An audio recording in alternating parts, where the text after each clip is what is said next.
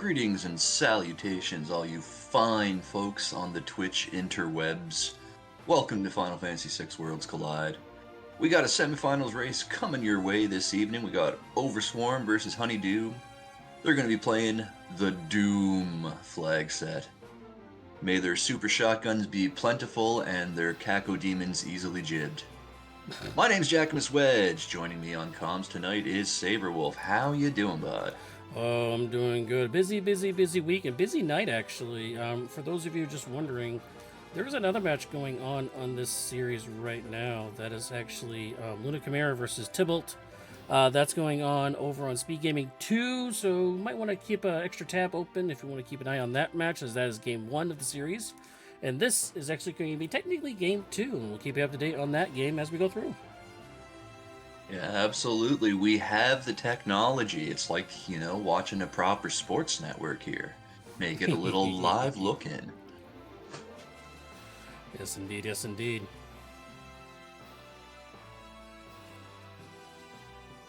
Actually, so for those unfamiliar with Worlds Collide, if it's your first time tuning in, this is a randomizer for Final Fantasy VI on the Super Nintendo. It randomizes the stuff. You collect characters and espers, and then you take it to the tower where you will fight a mad clown. First to defeat him is the winner. We got 2 minutes to race time. We'll do, when we do that, a little pop there. Once again, it is Luna Chimera versus Tybalt. Again, once again, they're over on Speed Gaming 2 network over there. Right now, Tybalt is currently at 8 espers, 5 characters. Luna Chimera is at 9 espers, 6 characters. Looks like they're currently trying to escape Magitech facility there. So maybe they can get a character on that third slot and they'll get KT unlock here. They're about 58 minutes into the race right now. Exciting stuff there. And a very nasty boss staring down Chimera on the right-hand side there. Yeah, well, Toilet Atma, that's going to be a rough one. That Surge there, oof, yeah, Locke's the only one up there because he was in the air. Yeah, Atmo should really flush those problems in the morning, Saber. Yes, definitely. But right now, we got this match going on. Once again, this is Game 2. Team Valiant versus Team Doomgaze. Overswarm versus HunnyDoo. This is our heavyweight, I guess you could say, division matchup. And yeah, we'll see how this goes as we get a 1-minute race. I think it's impolite to judge people based on their weight. They're not heavyweight. They're big bone weight. Well, this is the Megalixir, I guess you could say, division level of players, I guess you could say. So, team captain, team leader, something like that. Yeah, something like that. Right on. Right on. Well, I'm assuming the countdown has begun for them, so they'll be ready to get this thing started shortly. See if we get some interesting character combinations to start out. Yeah, so looks like we got the skip on screen there. We'll just mention that real quick before they start. 8 characters, 13 espers, 23 checks. A little on the high side, although characters on the low side, so we could get a character skip here.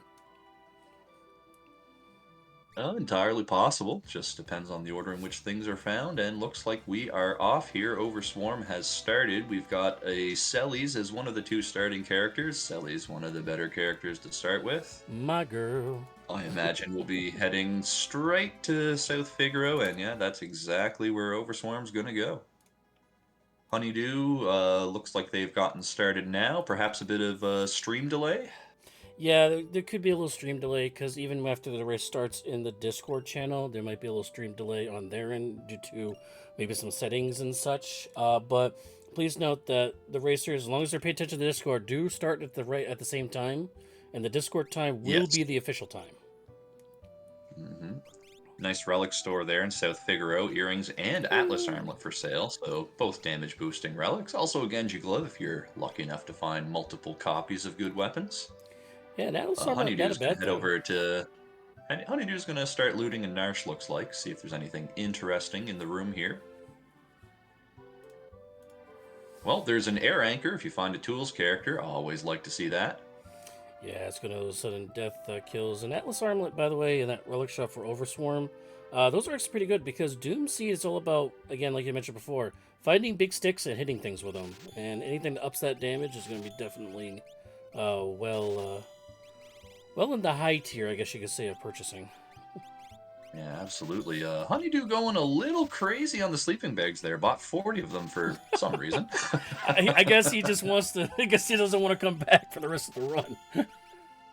I guess so. I mean, Grandpa stashed quite a bit of gil inside that grandfather clock. Also, I love that Warpstone Warpstone's available for 777. both in their starting item store. Always like to see that Warpstone, one of the biggest time-saving items that you can find early on. They become less valuable later on in the seed, but always good to have some early. I'm getting some vibes And of a a nice slot chunk of machine. change in that barrel for Overswarm. It's time to go shopping. I'm getting some signs of maybe a Valiant knives there for Overswarm, along with enhancers. Those are both gonna be amazing. We're getting some vibes of slot machine actually because we only lost sevens for Enhancer. prices here. I wouldn't say Enhancer's anything special. Uh, Valiant Knife, absolutely.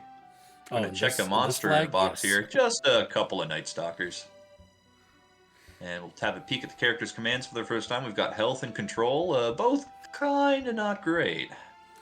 Well, health's not bad. Disposable Ice Rod found there for Overswarm. Health's not bad early. It Maybe gives you useful. healing.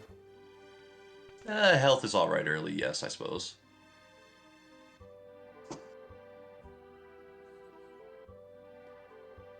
Nice micromanaging on Honey's side, equipping that enhancer on the fly in battle.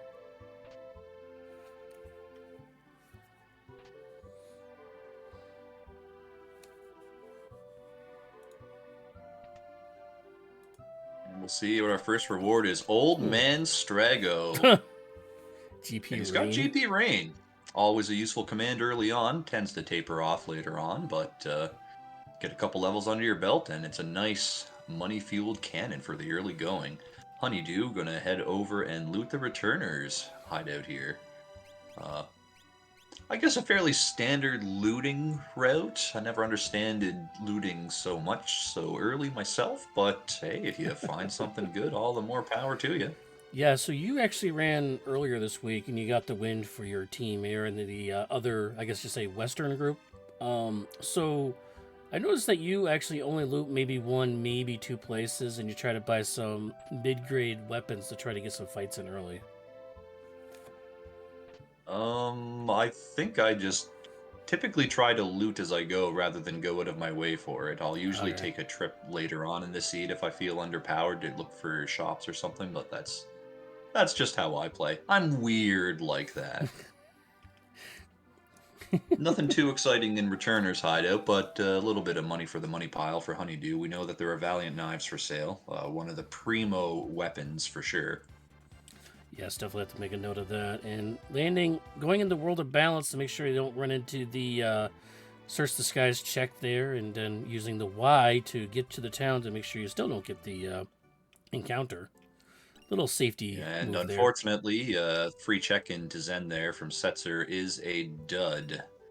Atma Ooh, weapon for sale as well. Tax stars for sale if you find a thrower. There's plenty of high-powered physical stuff thrown around here. Just need the money to afford it. Oh, dragon horns Shop there. has dragon horns if you're interested in jumping over in World of Ruin South Figaro. So Overswarm looting both the South Figaros early on in the seed here. Yeah, it looks like he's trying to buy it as he's doing a little bit of a fire sale in his inventory here.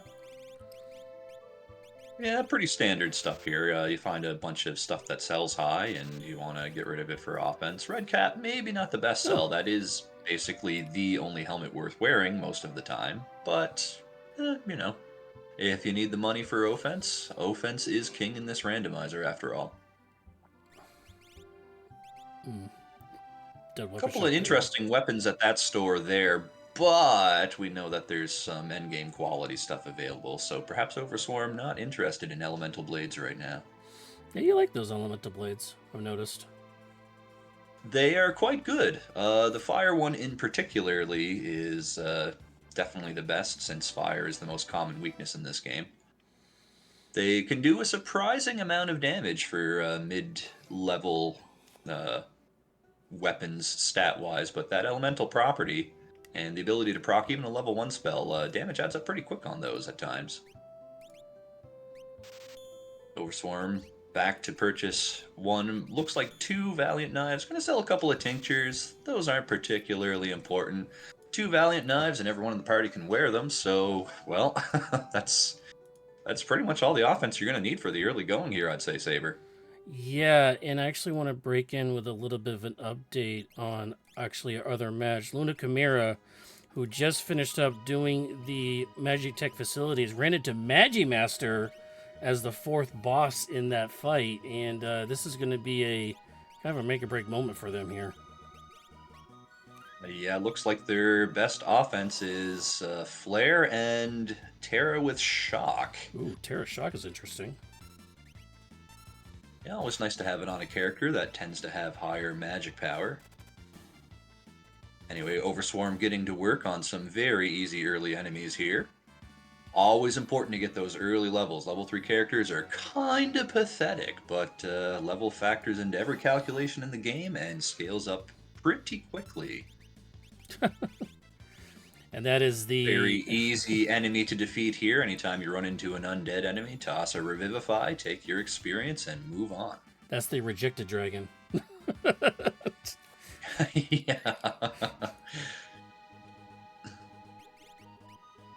Already doubled the levels up to 7 there. That means those Valiant Knives will be putting out a couple hundred damage apiece, even without the lower HP bonus. Just the fact that they ignore defense is what makes the Valiant Knife such a valuable weapon. The extra damage you get from being low on HP is merely a bonus. And here comes some Atlas Armlets. And a pair of earrings, because why not? But those Atlas Armlets, that's where it's at. This is Doom. We are all about physical violence here. Grab your Berserk pack and make some enemy jibs.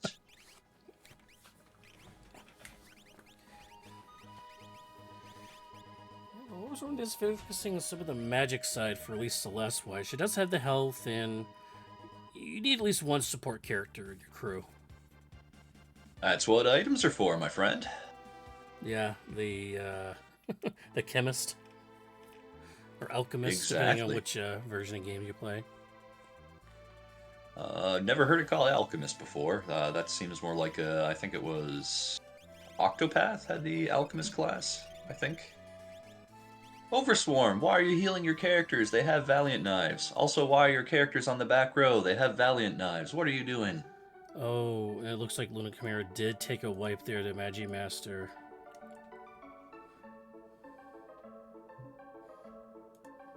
Thank you for updating us with the goings-on of the other race there. We're certainly invested in the outcome of that one as well, as it is in the exact same 3-game set that we are currently watching here. Overswarm going to take an early dragon. We try to get ahead of scaling here. It's a blue dragon. Yeah, bluey. Typically one of the easier Durgans. As you can see, the back row penalty really cutting into that Valiant Knife damage, but hey, got a nice rod, might as well break it. And with the scaling this low, that is a very quick dragon kill.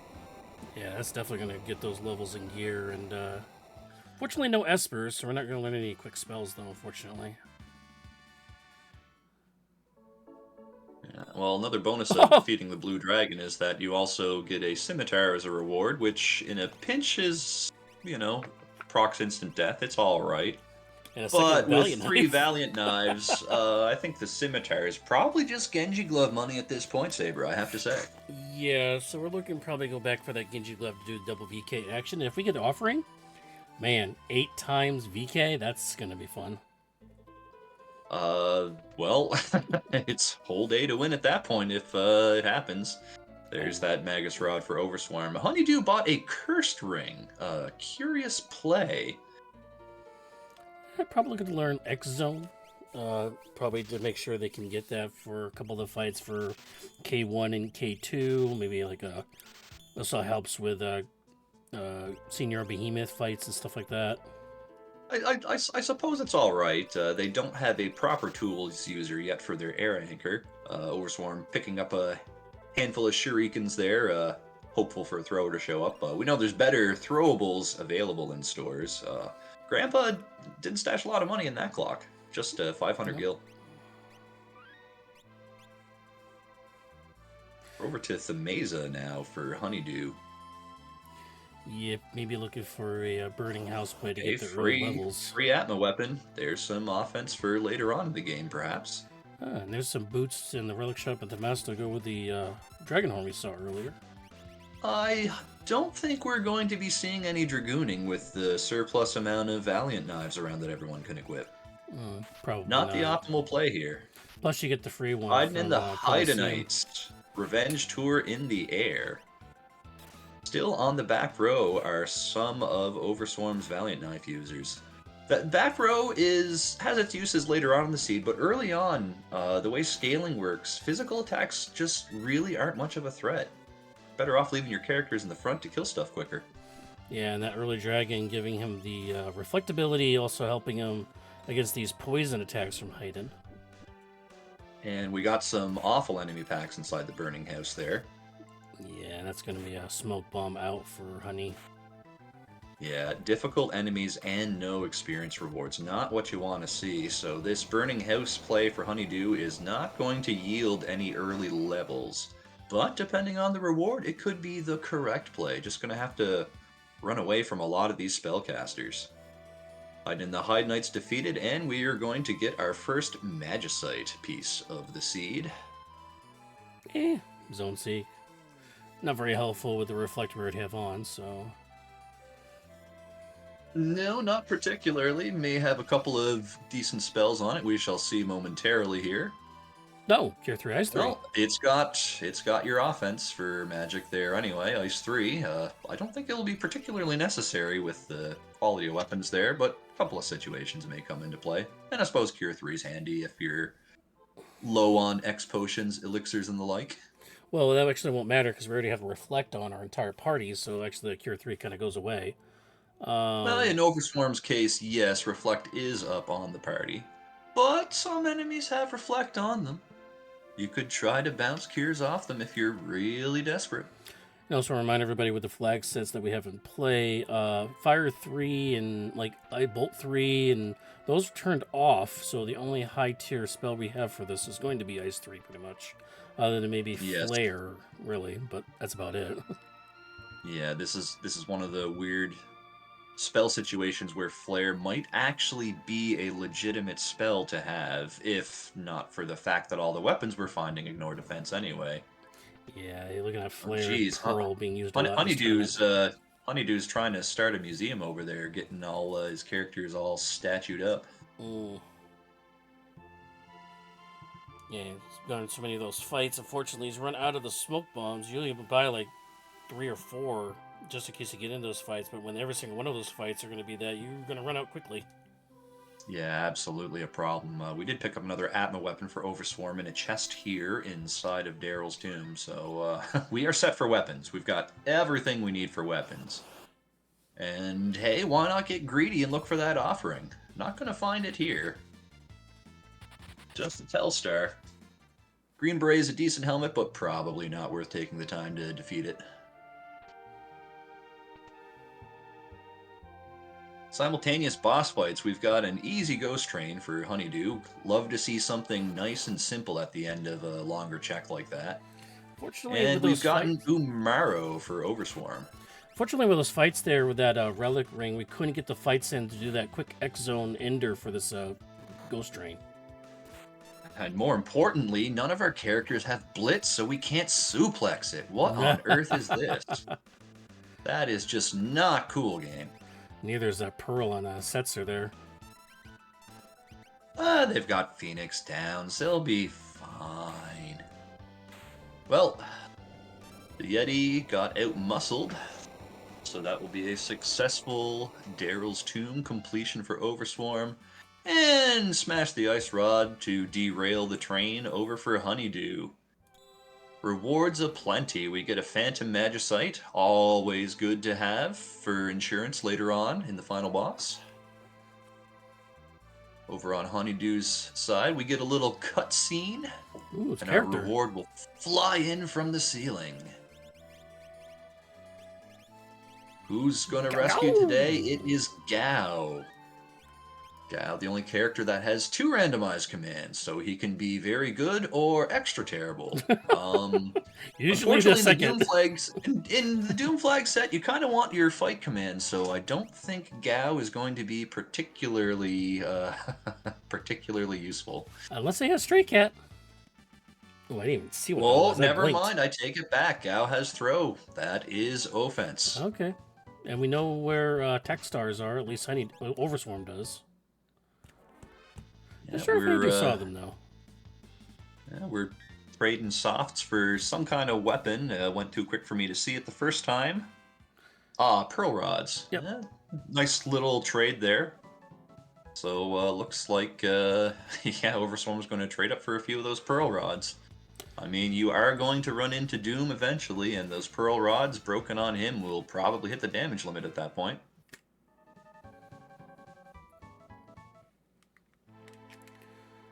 Some bold edge there for Honey to accompany the throwing Gao. Yeah, you'd rather see throwing stars over skeins in the Doom Flag set, but for packs, they certainly still have their uses. And lightning's probably the second best element available to the player in this game.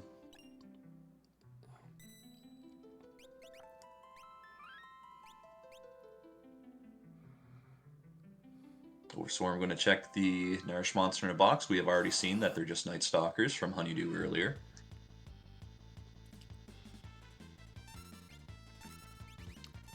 Might as well hold down A and knock them out. Or GP Rain just enough to take the whole pack out there. I do doing some little more looting here in Elbrook World of Balance now because we have oh, we don't have Wire Remove. That's the other match. I won't be able to get the extra Yeah. chest there on the dock though, unfortunately, being in the World of Balance. Yeah. Looks like Overswarm's doing a Tretouch Dragon play up here. Why not? You got plenty of warp stones. You're in the area. Might as well. Usually it's better to find espers earlier rather than characters, as characters join at the average level, so you'd always like to find characters later. I like this play because future characters aren't going to need to be leveled up. Yep, Tretouch can only be an item or an esper in this situation, along with a possible chance maybe to find one of those offering off a dragon there to help with all those VKs. Swing to win. And there's an Ice Dargan. Ice Dargan isn't that nice. No, we don't have fire spells like we mentioned earlier, so it's going to have to be just smack him in the face till he drops. Which shouldn't be too much of an issue here. Going for about 15k. Storm stings a little bit here, but little does Ice Dragon know that only makes Overswarm's offense more potent. You have increased my power.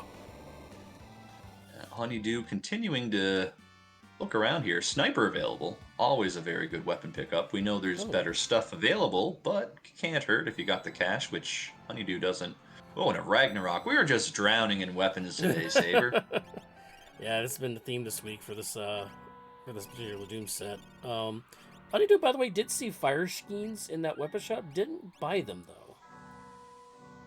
Lack of fun seems to be Honey's issue at this point. Honey's been spending, if in my esteemed opinion, a little bit too much time looting and shopping and not enough time running around fighting stuff. You can see the disparity between the two in terms of both levels and checks completed so far. And HunnyDoo going for Ebbets. We got Stooges up at the Tritalk spot. Can be a pretty nasty boss, but Overswarm's prepared with the rare ice weakness. Yeah, that guy's down. Couldn't even get it out in time. Yeah, and then it's easy peasy from here. One of the Stooges goes down, and the most dangerous instant kill move in their arsenal is out. Healing's out. Hold A to win at this point. Yeah, if these guys stop healing themselves. Yeah, that can be the downside of auto reflect. It's certainly nice from a defensive standpoint, but there are some catches to that. I mean, obviously you can't heal yourself with magic, But the way that the elemental scaling works, a lot of elemental attacks aren't necessarily reflectable, so it can't help you. And of course, every time reflect is triggered, that adds a few extra seconds Oh. to your time from the little bouncy showing up. 3 Mega Elixir and experience points, but not progression as we had hoped. Oh, and on And HunnyDoo's side, that's a... Dulahan, Eee. Whew. yeah, that's a little bit scary there. HunnyDoo walking in with the wrong amount of money. The IRS has come to collect, and now he must rebuild, Yeah, but that's a can't. wipe.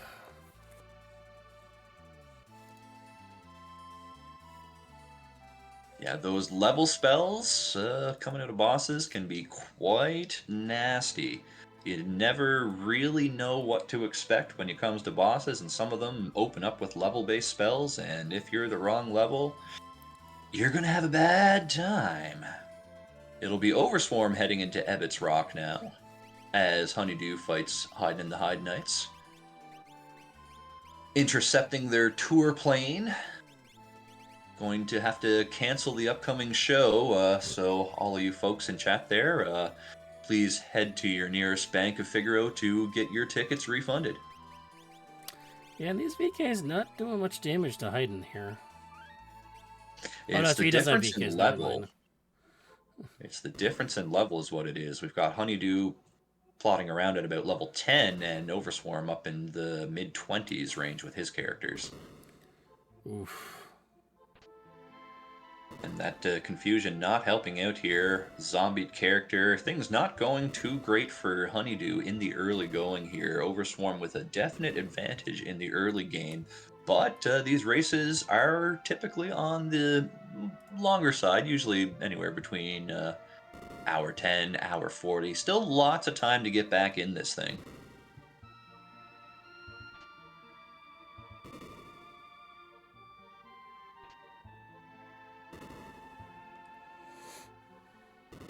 Packing lots of healing items to try to rebuild the party here.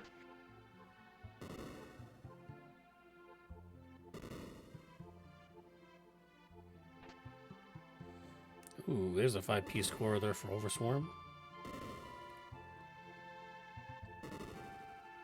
And turning around, so still not enough coral, and Overswarm has decided, I've had enough of this, let's go somewhere else. No, just quick save to Or hold his coral not. stat. Ah, yes, yes, yes. And And the then the game's game like, taunts him no, with the you triple want to save save point. in the cave. Yeah, imagine that. The game trolls sometimes. It just knows. Absolutely.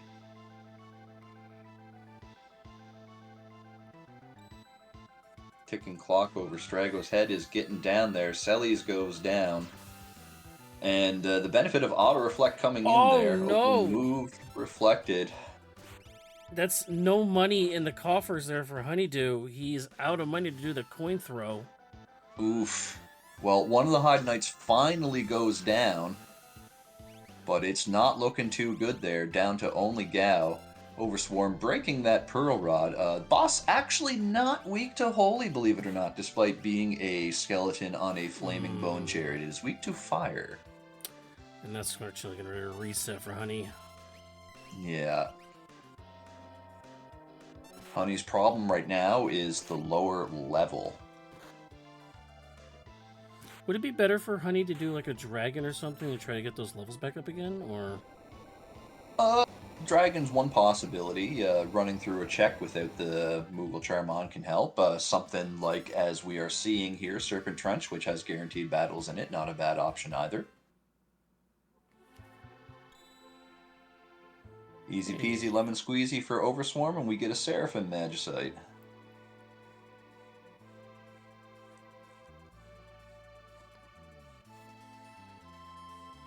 Enjoy them gorgeous Mode 7 graphics.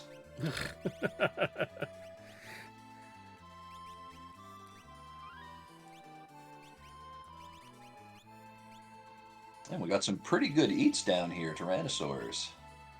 That'll definitely catch you up if you can get through the fights. Slow pour into the scaling Tyrannosaur shouldn't be too bad. Might have a little bit of meat on them HP bones, but as you can see, the physical attacks, because of scaling, are little tickles. Physical attacks, not a threat in Worlds Collide in the early going, typically.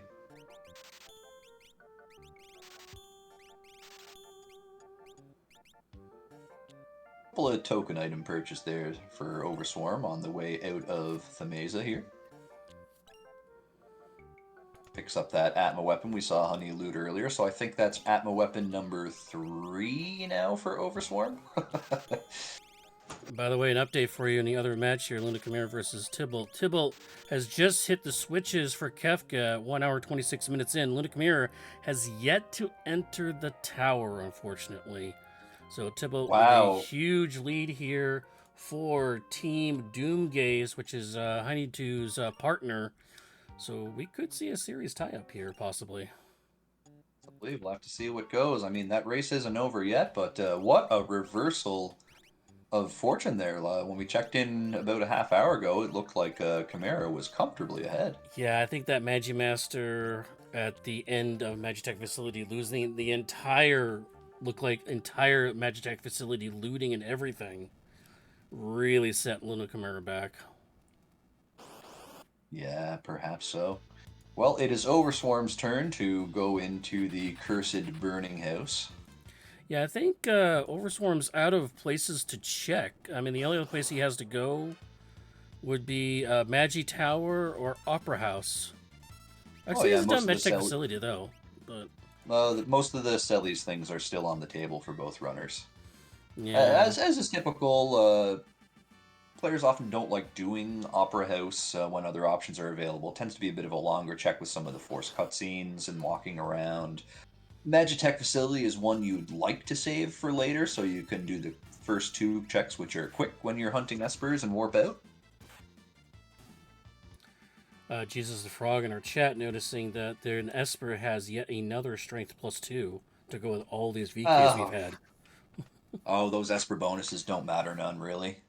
Strength, you need a ton of it for it to really do anything, and level is going to carry you. Just gain levels. Don't worry about your Esper bonuses unless they're HP. New reward here for HunnyDoo that we have yet to see is the Serpent Trench check here from Gal, and we have... Oh, that's an interesting start there.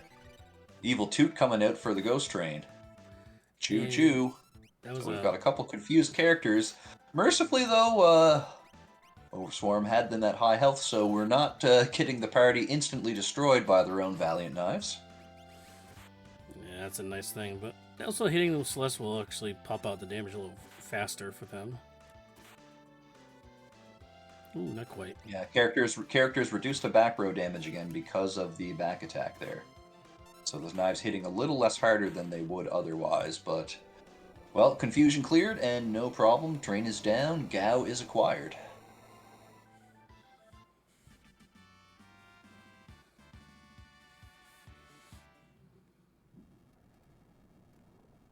HunnyDoo's next spot is going to be Magitech facility. Okay. Try to get a couple more of those Espers in the coffers. We'll see if they go through the entire clear here. They are still looking for a character number 5. So. Yes, they are. I imagine HunnyDoo would go through the entire thing at this point.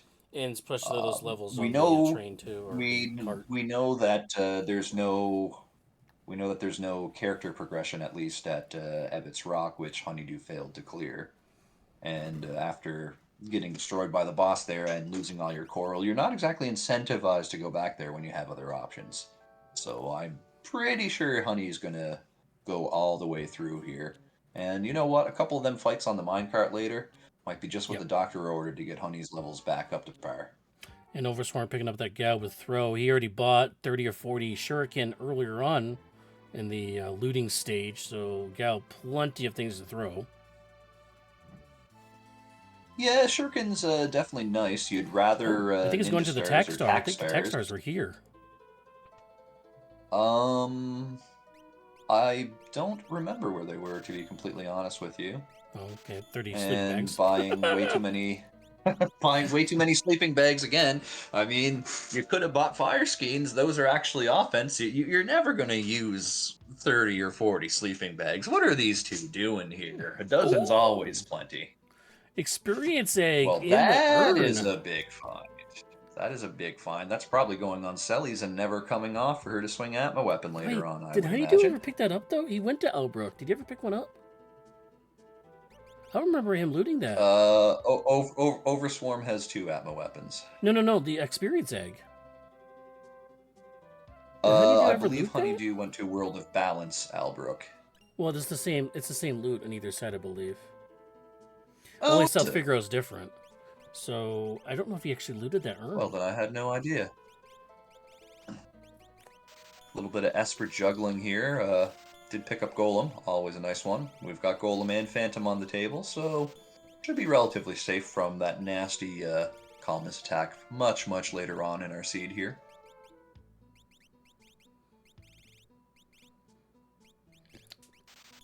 It's not too often you see a Ragnarok just sitting in someone's inventory like that. I But mean, there's a Genji glove for Overswarm, so you have to think that someone's going to double up on Valiant Knives, and presumably Sellies will be swinging that Ragnarok around with impunity shortly. Oh oh my, it's no. Magimaster. HunnyDoo's That luck is just a very bad, and continues. just instantly reset there. 100% the right play. Just not a whole lot you can really do against him there. You have the weapons to take him down, but Magimaster unfortunately has very high physical evasion.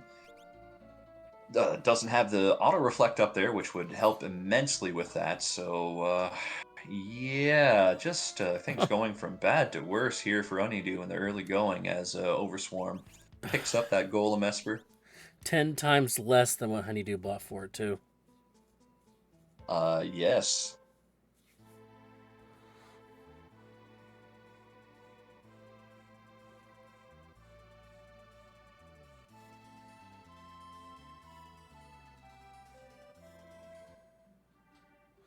Oh, Nakia. Okay. Maybe he's looking for dried meat. Oh, there you go. Anyways, moving on. There it is. There's the Call dried that. meat, couple of rename cards. Maybe we'll see some silly names show up. Not Probably something you'd usually Coliseum. see in a. I suppose you don't want to Whoa. spend too much time in the Coliseum. One of every flavor of rod in that weapon shop, too, by the way. There is, but you don't need them. Yeah, I Like know. you have all. Overswarm's got all the offense they need. They found that dried meat. Like if I'm Overswarm, I'm not checking another shop until right before I go into Kefka's tower to pick up a few elixirs or X potions. That's it. Offense is a solved commodity here.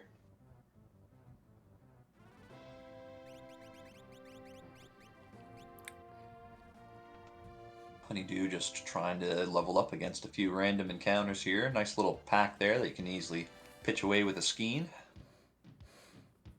Yep, and then And using it'll that. be Overswarm diving into the Serpent Trench. Well, I'm going to do the search the Veldt first here with the newly acquired dried meat.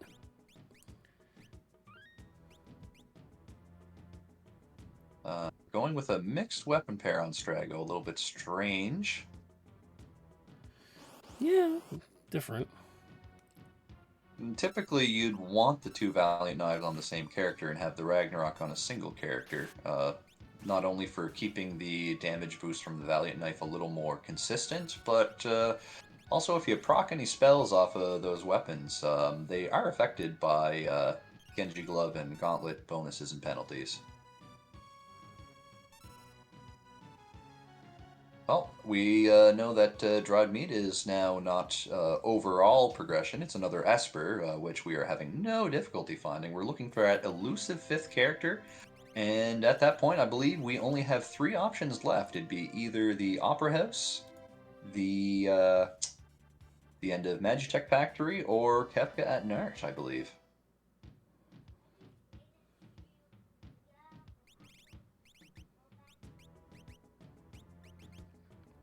So Honey made a very interesting adjustment to their relics. We've got a sniper sight on, so now HunnyDoo can reliably damage this Magimaster. It's just a matter of surviving his onslaught now.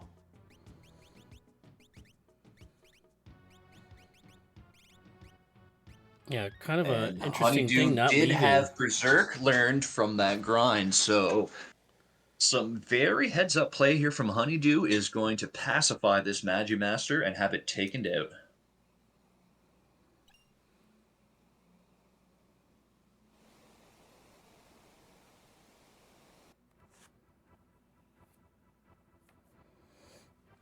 Love to see very smart heads-up play like that.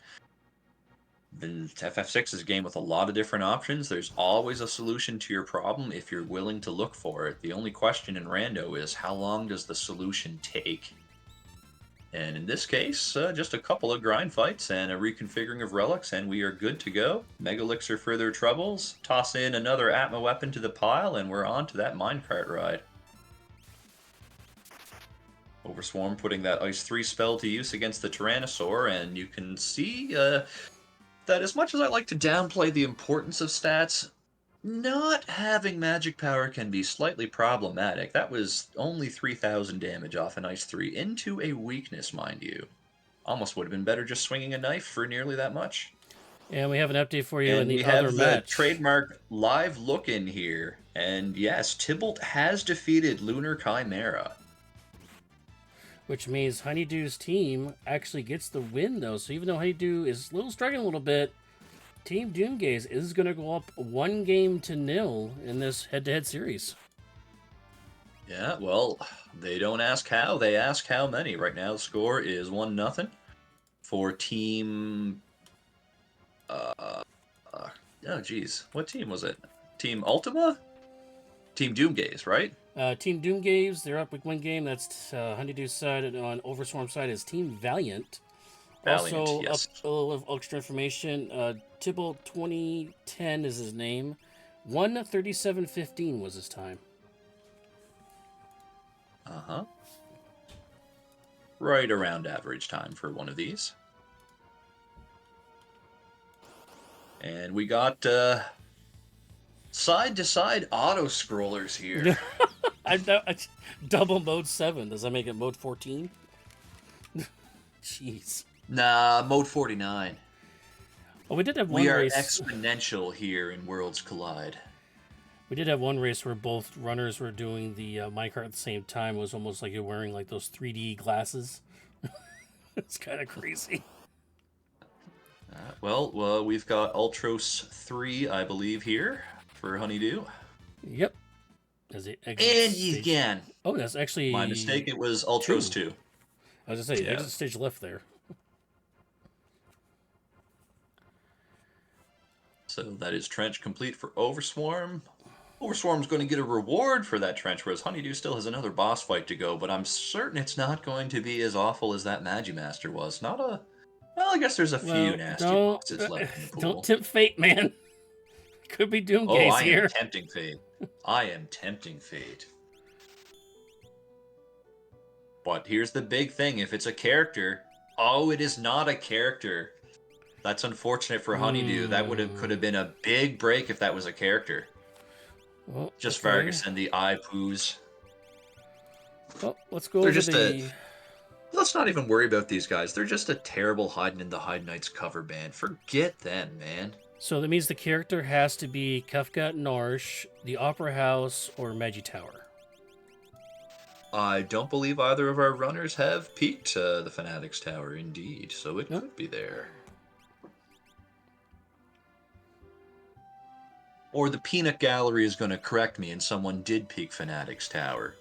Okay, it's an Esper, apparently. Man, I look away for 1 second, and now everyone's on my case. Can you imagine?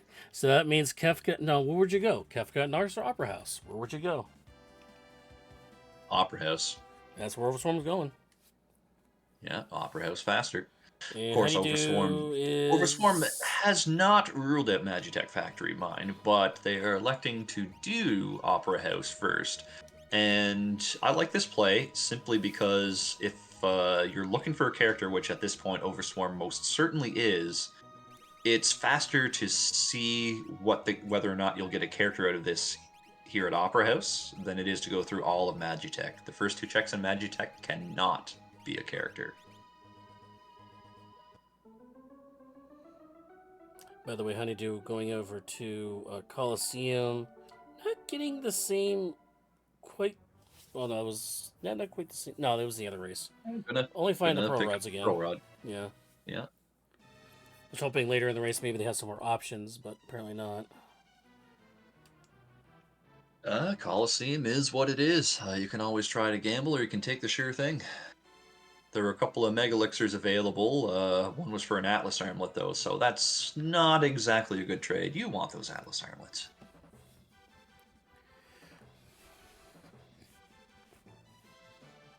Chop, chop, Pearl Rod gotten, and turn around, and we're gone. Oh, Katana Soul? Random Katana Souls? Interesting. This is just getting too easy for Overswarm now. That's a guaranteed offering. So, well... I mean, but these could be multiple fights. You could get multiple offerings. That right? would be ridiculous. I mean... And Gao is just going to steal a Strato Katana for a lark. Going to throw it at something later on. Absolutely.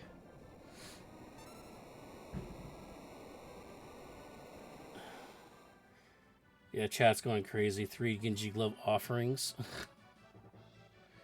Yeah, that's offering in a whole load of cash, too. Yep. So, well, Celes is going to destroy everything. Yeah. A little mistake from Overswarm there. Did not swap out her Ragnarok for another Valiant Knife.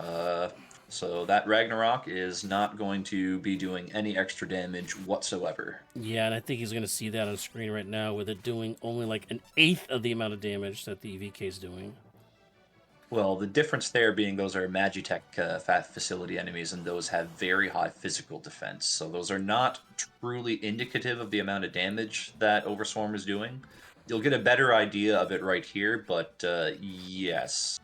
The damage from the Ragnarok will be significantly lower than the Valiant Knife per swing. And that is because Offering is just not a weapon you ever want to use with a Ragnarok. It does the exact same amount of damage. And you're effectively giving away 3 swings of animation time for no net gain whatsoever. And you lose the ability to proc flare. It's a lose, lose, lose. HunnyDoo fishing for offerings and finds a Telstar. We know where all the offerings are now, though. Yeah, they're up in the rafters of the Opera House. Yes.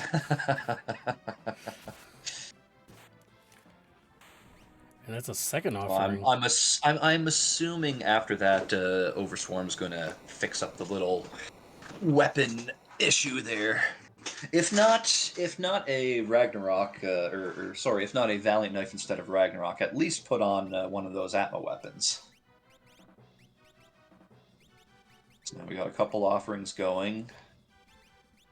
And, nope, still hasn't fixed that Ragnarok. We're gonna have to rag on Overswarm after the race for that. Yeah, we'll bug him.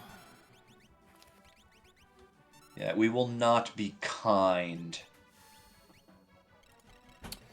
And just a little quick update, Luna Chimera did forfeit the race, but again,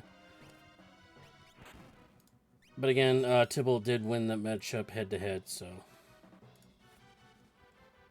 Yeah, in a head-to-head race like this, you're pretty much just playing for pride after the other person has won. It's not like margin of victory matters or anything at this point, so totally understandable. Yeti defeated for HunnyDoo, so it'll be another Magicite to the pile there. And we're going to see what the boss is here in the Opera House. Yeah, see who's going to be rescuing our fair maiden here. And so, fish. Oh, and you know what? It's probably the boss you'd least like to see after picking up a handful of offerings, because we're going to have a lot of wasted attack animations here. Oh, okay, equipping. And yes, Overswarm finally did correct and switch over to Atma there. But there's going to be 5 wasted attacks here. Yeah, Atma I suppose VK. it's not. That's I suppose it's not too big of a deal since the fight is on a timer, as long as you're not hiding inside your menus. But typically, you know, you don't want to be overswinging that much when you don't need to. I mean, this is definitely a dead Rizipus after Celes is done basically doing the crazy, like, sword as a blender move on it. By the way, HunnyDoo, going to each item shop, I guess they're looking for dried meat, thinking that character 5 is behind the search the Velt, but it is not, unfortunately for them. Yeah. Oh, HunnyDoo found the tool shop. 4 of them up for grabs there. Pretty rare sight in Randomizer to see that many tools in one shop. Shadow! And there's character number 5. It is Shadow for Overswarm, and that's probably what we needed to bust this seed open. Yeah, that's Floating Continent, pretty much. And there's our tool user. Yeah, things just keep getting better and better. All the weapons, throw, and tools, just everything going perfectly fine for Overswarm on this seed. Same cannot be said for HunnyDoo, unfortunately. And Overswarm is going to go purchase more Genji gloves, presumably. Yeah, or Atlas Arm. That's one of there. There's Genji gloves, and he has the money after. Not only you get the offerings off the fight, you also got 65k off those fights. So plenty of money to buy those things. Money to burn here at this point. Why are you going in? Oh, yes, the tax stars. Or no, more Valiant knives. Yeah, Oh, look, Valiant Shadow knives. can use Valiant knives. Yeah, every Valiant knives for everyone. Man, this is. Why couldn't my seed have been this easy?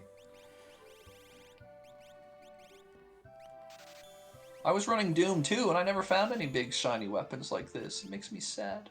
Yeah, your race was kind of lackluster for VKs there and stuff. Oh, it doesn't matter. I had 2 throwers. I'm just splitting hairs here. Oh, while we're waiting here for the runners to keep going here, we do want to remind everybody that tomorrow night, Game 3 of your series will be on 8 p.m. right here at FF6 Worlds Collide. Fiery Blizzard versus Scarcerer, again, right here, FF6 Worlds Collide. Yep, gonna be good times. And if anyone is looking for some speedrun content before that gets going, the 8th annual Super Smash TV Easy Percent tournament has started this week, and there's a quintuple header on tomorrow, so feel free to catch a couple of those games over on Twitch channel GG Speedruns before you come back here for the main event tomorrow night. It's revenge time for HunnyDoo against Doulahan, who not so politely threw the book at his tax evasion strategy early on.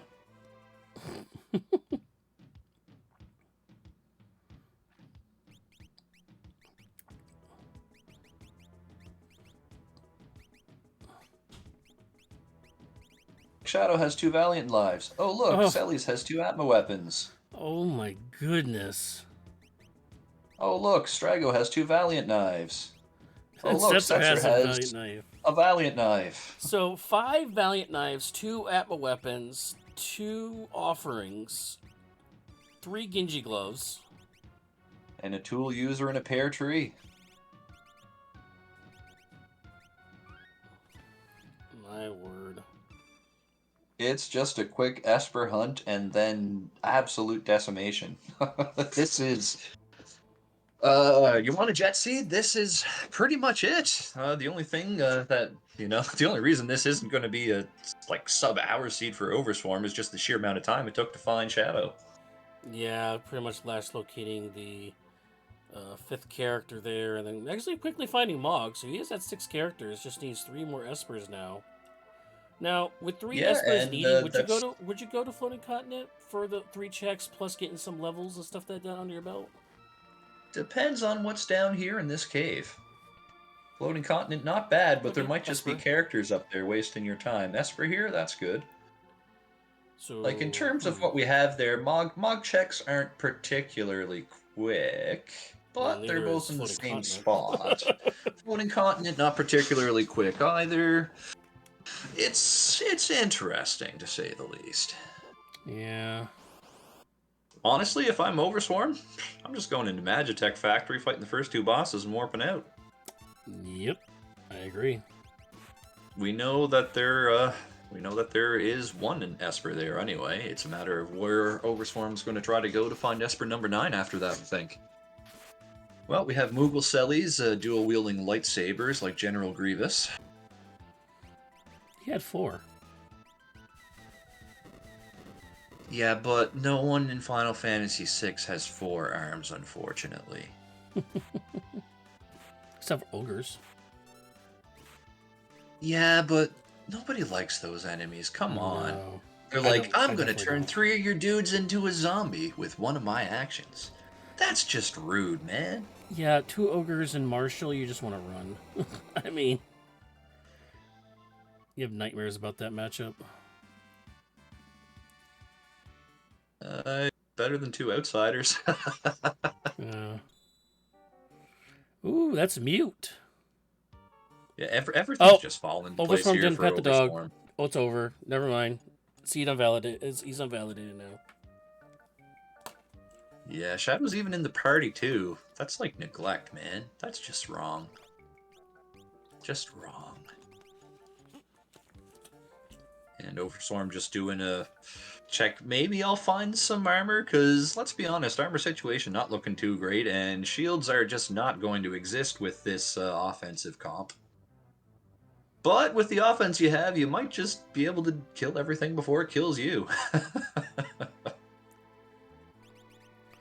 That's the one problem with VKs. Like, yeah, it's going to be ignoring some of the protections and all, but the greatest part of that damage is being low health and having the inability to heal. No. The low health is a bonus. The damage ignoring property of the VK is incredible by itself. You don't need the low HP bonus from the VK to be doing nuts damage. It's not uncommon to see endgame characters swing for 4,000, 5,000 with the Valiant Knife at full health. Now, here in Victor, there is a way that you can go to that little house on the left to do a quick battle and heal. If you don't want to use your sleeping bags and stuff, that is an option that gives you a little fight plus a free heal. But Overswarm I like to don't, use I a don't, I sleeping don't bags know. I don't know, Saber. I mean, it'd be real hard to dip into that supply of 40 sleeping bags they both have. Yeah, HunnyDoo buying 40, Overswarm buying about 32, so... And here's that Well, Opera House play HunnyDoo, finally by drawing. process of elimination, is going to find Shadow finally. And then Mog's sitting there at Gao's dad's house, so that'll be character number 6 probably after, so that will actually tie him up here. Yeah, HunnyDoo does have a Esper advantage. So HunnyDoo not out of this yet. Definitely still behind, but could make a comeback. It's hard to see with the sheer amount of offense that Overswarm has assembled, but it's not outside the realm of possibility. We cannot throw the dagger yet on this one. Yeah, Overswarm with the overwhelming damage output compared to HunnyDoo. But HunnyDoo is going to get those offerings off these Katana Souls, though. Yep, that is the good part of coming here. That offense will pretty much catch up there. Oh, he's going to actually use the Muddle strat, too. To try to have Katana Soul kill itself here. Yeah, nothing wrong with that play. And there you go. Works. First try. Ooh, shoot. That's K1.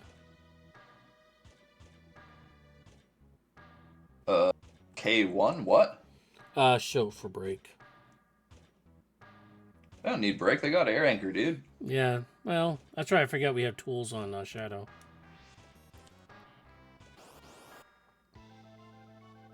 Well, here's that Magimaster, but this time with VKs. For Overswarm. More importantly, with offerings, not going to have any issue hitting the boss here.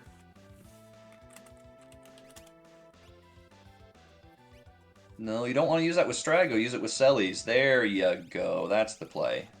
Selly's got Atma. She's using a... No! What are you doing, you fool?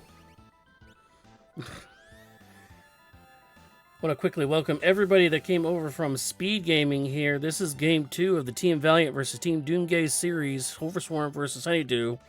On the previous series, we saw Tybalt go beat over Luna Chimera, which puts Team Doomgaze up 1-0. Welcome aboard, guys.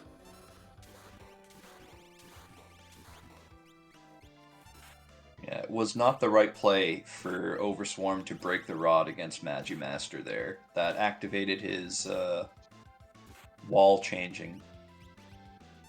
Would be better to just wait it out for Strago's turn, since Magimaster, as you can see, is usually, well, as his name implies, magic, which gets reflected in a lot of situations. Ooh, that surge is bad news. Yeah, it's going to take out everyone's Setzer probably. Yeah, woohoo, it does.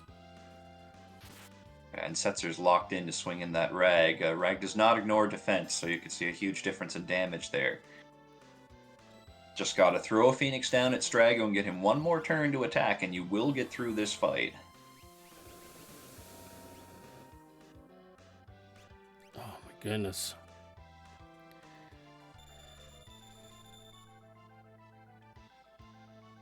Hopefully not that's gonna be a reset. Yeah, it is. A bit of bad luck with the attacks chosen by Magimaster, but Overswarm did slightly misplay that fight, unfortunately. Gives an opening for HunnyDoo to get back in this thing, though, perhaps. Yeah, HunnyDoo. Oh, and he didn't save after the Didn't first save fight, after. so now he's got to redo it. So, yeah. It's a not insignificant time loss here, as Overswarm is going to have to spend a couple minutes walking back through and defeating that easy Ultros 1 again. And Celes rescues Celes as Shadow steals Celes from Celes.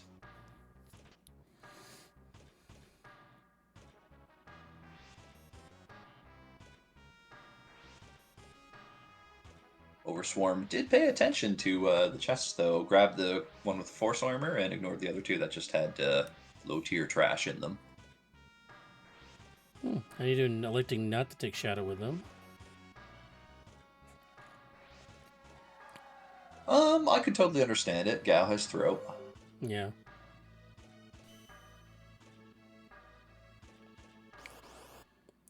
Now HunnyDoo's also going to buy those two Genji gloves. Oh yeah, absolutely. Genji gloves. They're gonna go over and buy the Valiant knives if they haven't already.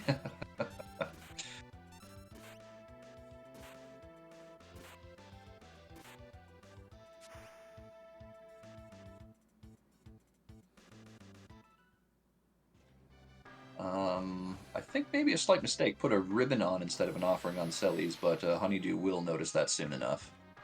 So there is Shoat, re-gotten for Overswarm, and this time is going to head to the save point. And looks like is hunting for Berserk Spell. It is on Shoat.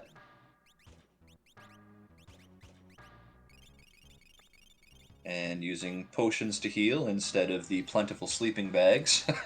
I don't understand it, but there we are. Alright, well.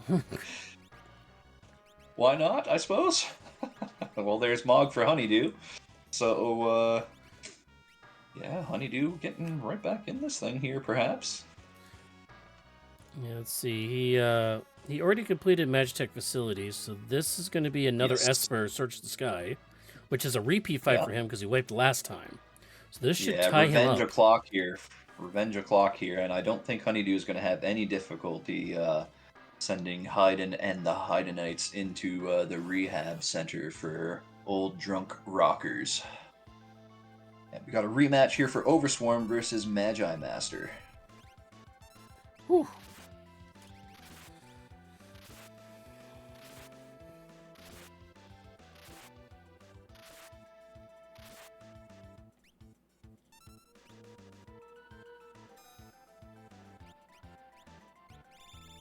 Good use of throw, Flame Saber. Hits the fire weakness on the boss. Big damage there. And now Setzer's probably going to mop everything up for HunnyDoo here.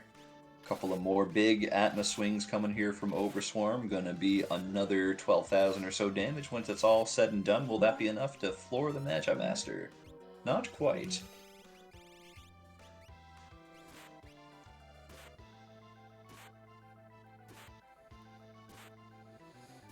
So we're looking at about 19 to 20,000 damage out of Mog there, or Strago there. Yeah, that'll definitely do it. I can't remember if this is Esper number 9 for Overswarm. No, it's not. Oh, it's another Atma weapon. Come on. The other Esper in here is at the end of the back tracks. out. So Yeah. We have a We're tied tied at ball 6. We're game. tied at 6 and 8 apiece here. Woo! And HunnyDoo is going to head up to the top of Nourish. We know there's an Esper there, so HunnyDoo may, despite looking very behind early, HunnyDoo may be the first into Kefka's tower. Yeah, doing the World of Ruin here. Going to grab the Dragon and Tritouch here, but I think Tritouch was a dead check, if I'm not mistaken. I think it's a Mega Elixir, so we will not be finding that Oh, for number yes, 90 that's here. correct. That is my mistake. I am sorry. And Overswarm triggering the Wolf check here for Mog. We'll see if he goes Moogle Defense or go Kefka at Narsh / Wolf here. Well, you check with the Wolf Scott first. If it's got an Esper, you're going. If it doesn't have an Esper, well, then you've got a choice to make. Well, I mean, Moogle Defense, you can instantly see if it's a character or not, at least. Through that. But up here, you get 2 chances of trying to get an Esper, so you can go either way. And then Double freeze on Ooh. HunnyDoo. Never fun there. Gal reduced to throwing a Water Edge. That ain't going to hit too hard. But Celes has her Atma weapons. I'm sure Honey will be fine. Oh, it took the offering off of Celeste there, though. Never had one on. Put a ribbon on instead. Oh, I'm that's assuming right. that was a mistake, but this is the second fight that Honey's gone through now with Celes without an offering on. So perhaps some sort of insurance? Hey, it's a cyan! Anyway, moving on. Well, we do have 8 character skip, so it puts us 1 character away from skip. Yeah. And Overswarm's going to rescue Cyan. That actually gives us a couple of quick options for checks, so you don't have to commit to either of the army battles here in Narsh if you don't want to. Oh, look, Cyan has dance. Who cares? Yay. Well, so we could try an Esper here. It is an NPC, which indicates possible Esper or item. And it looks like Overswarm's going to give it a try anyway. Stooge's battle now for HunnyDoo. I mean, at least to get you back to the bottom of the hill either way, so... Yeah.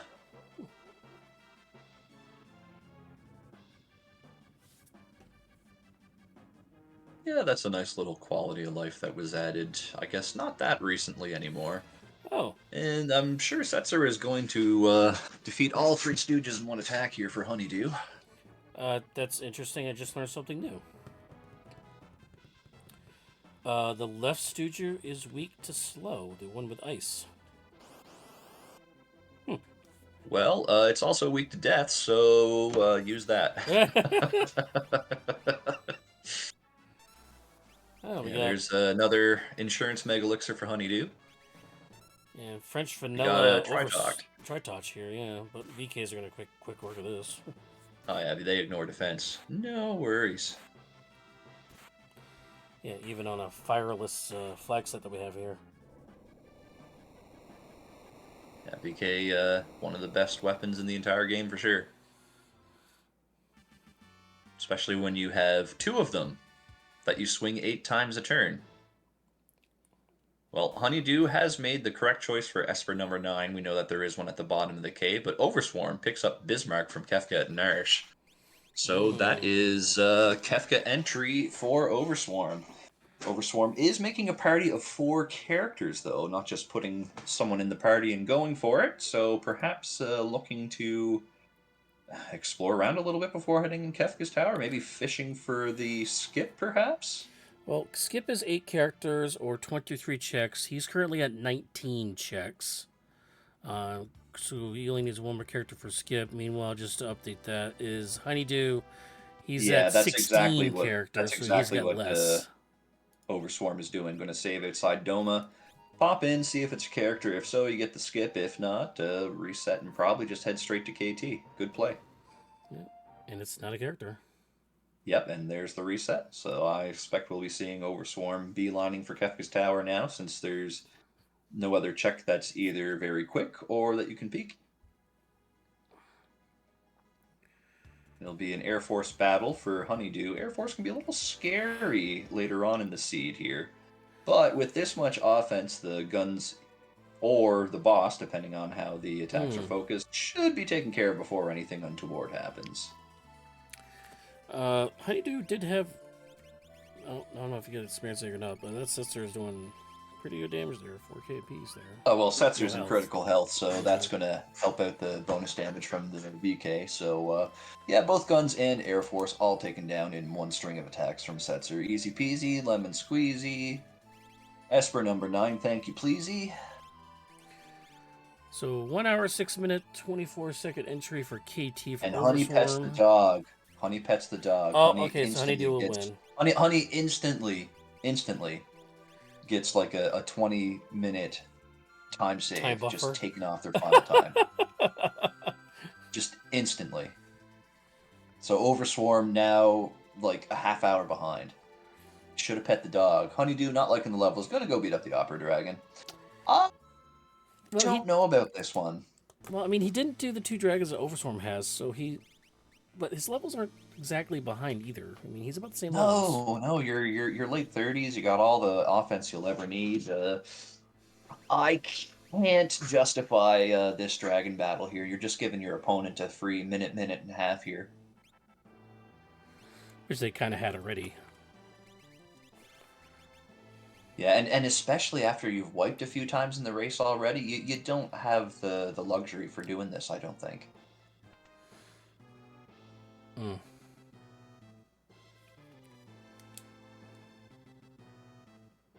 I mean, it is a one-turn kill, but you factor in flight, movement time, kill time, animations. That's a free 90 seconds for Overswarm right there. And those levels, with the amount of offense you have, they aren't going to increase it by a particularly significant amount. By the way, that Setzer just did over 33,000 damage on that one turn. Yeah, exactly. You don't need levels with that kind of offense. All right, so 108. You already have your offense. You're done. So he is 1 minute 55 seconds behind. So just to pop in real quick, Yeah. Honey may have grabbed that second dragon, so he only has to do 1 in KT to get auto haste. That's still not a good play. That's no. Haste doesn't do enough in this game to be noticeable. actually, according to Honey's tracker, that was the second dragon. Actually, so that was the second dragon he just did. Yeah, he grabbed Ice Dragon and then Opera House Dragon. So if he wants auto haste, he's only got to grab 1 in the tower. Right. Anyway, going back to what you said, that they're about minute 55 seconds apart. Do remember that Honey's stream is on a bit of a delay, so it's probably more like a minute and a half. Yeah, that's true. That said, they'd basically be right even if HunnyDoo didn't go for that dragon there. So That's a crazy thought. we'll see if that unnecessary dragon comes back to be the difference in the race overall. I mean, HunnyDoo's made a heroic effort to get back in this thing after some mishaps early on. Yeah, right now he's. And just I suppose it does help that Overswarm did have that that half bad luck, half misplayed fight against Magimaster, setting him back a good 4 or 5 minutes. Yeah, also HunnyDoo Close race, like, having to very grind good so for far. that. And now Overswarm's taken a dragon that I don't agree with at all either. Opening Wombat. Wow. Okay. Well, that's just going to make this that faster. just adds fuel to the Valiant Knives, so I'm sure Overswarm will take it. Oh my goodness. Didn't kill it though. Oh, the interceptor block. Nice.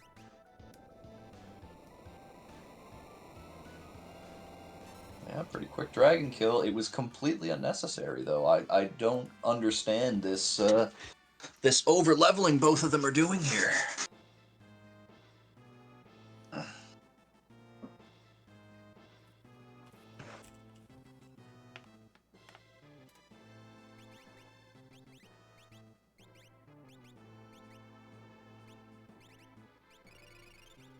Yeah, sets are almost level 50. Yeah, that's overkill. That's that's just unnecessary.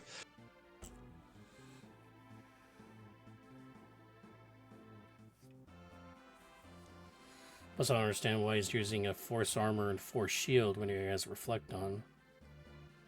I mean, there's certain attacks that go through that, but In the final battle, most of the threatening attacks are going to go through reflect. Meteor, if that goes off, you want the magic evasion from the force gear. Goner, if it somehow gets out, you want some magic defense for that. It is, in fact, probably the best armor to have it's on. another dragon fight. Yeah. Well, we're going dragon hunting tonight. This is Setzer's Blackjack Battle Royale all over again.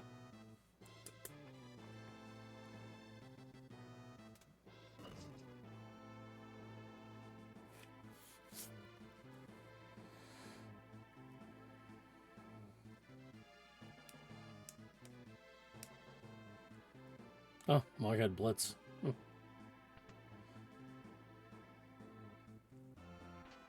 Sadly, we can't suplex a flying dragon. Yeah, we can't go back and suplex the train either. I mean, we could technically. But you already validated his seat by petting Interceptor. Exactly. Exactly.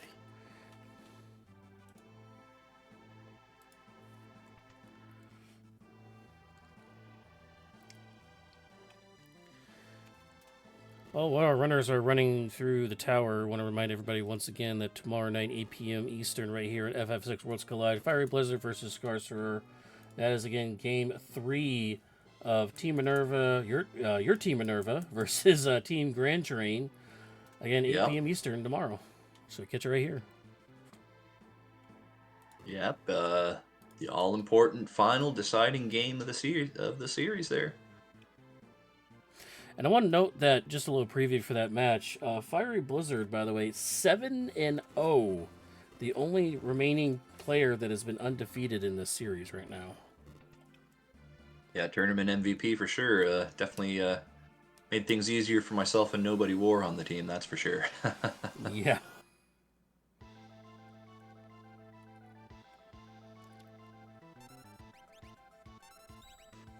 Well, we've got an Inferno spot. Rather, an Inferno boss in the Guardian spot. Yeah. Can be a pretty unfortunate boss to run into later on here. Yeah, especially the shrapnel's just taking Shadow out one after another here. Yeah, Overswarm's got to attack here. You don't want to, get run into Shrapnel Delta attack, GG. You got to get one of those arms down before you try reviving. I would say just run one of those capture or steal commands. That way you can try to get a bunch of elemental shields, but you really don't need that anyway, so it doesn't really matter. No. And still going with the Phoenix down. The Overswarm's tempting fate here. Setzer has enough offense to get at least one of those arms down and prevent a bad wipe here. Yeah, and then Delta hit coming out. Here Now, comes if the that Delta goes on hit. Setzer, this is bad. And it is. No, it went over to Shadow. Okay, just leave Shadow. Okay, that was him saying just leave him alone. Now Overswarm has smartened up and attacked here. Yeah. Overswarm has played well, but I think Overswarm is just trying to over finesse a couple of these tougher boss fights here. We saw a bit of hesitation on Magimaster, and that got him wiped the first time as well. Why is he X potioning? He would mind. I mean, that low health's going to deal him so much more damage on those VK throws. Because the other arm is still there and the scaling has the boss at high HP, I do think that healing there was the correct play. Okay. Because you never know what kind of big move could come out and at low HP like that. If you don't kill the boss with your next attack, that's a costly reset, as you'll be going all the way back to that save point. Have to do the switches again. Well, here's HunnyDoo on the other side with the same exact Setzer doing the double VK here. That's a goner? That's a goner, yeah. So, Setzer with that force gear on tanked it pretty nice, but still, if that was single target on Setzer, that could have been it without that X potion. And HunnyDoo just took the lead. HunnyDoo is going to squeak ahead here. And the difference there, but HunnyDoo is just like, I'm not afraid of you. I'm just going to attack. Get that arm out of the way, take the danger out of the fight, and just keep attacking. Like I said, Overswarm definitely playing well, but has overthought a couple of these bosses. You have the offense to just steamroll over them. If you're trying to keep characters alive for experience, especially against a boss that dangerous, that can get you into trouble sometimes. Okay, well, if we include a plus 10-second bump for HunnyDoo's side because of that late start, if it was on a delay, he just went from a minute 45 behind, and Overswarm I just lost Overswarm's feed, so stand by. Uh-oh. Hopefully we'll get that back up shortly here. Not quite enough damage for HunnyDoo to defeat Poltergeist in one attack, and that Flare Star against a single character, that is a kill shot, unfortunately. That's just Spicy Chicken being Spicy Chicken.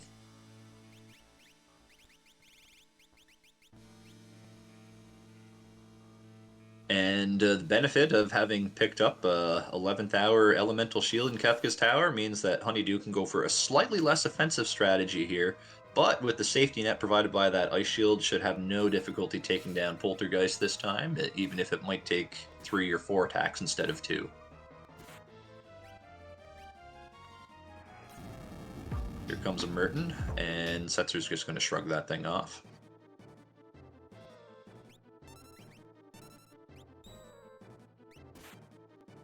Attack number 2 from Setzer is going to come out here, so this will put the damage up to where it was in our previous battle. And here's attack number 3 from Setzer. This will be another 16,000 damage, putting it at 48,000 done. That really should be it for Spicy Chicken here, and it is. We are still working on getting Overswarm back up here, and Overswarm is there, heading to another statue spot here. And yeah, it looks like Overswarm did defeat Spicy Chicken while we were getting their stream back up.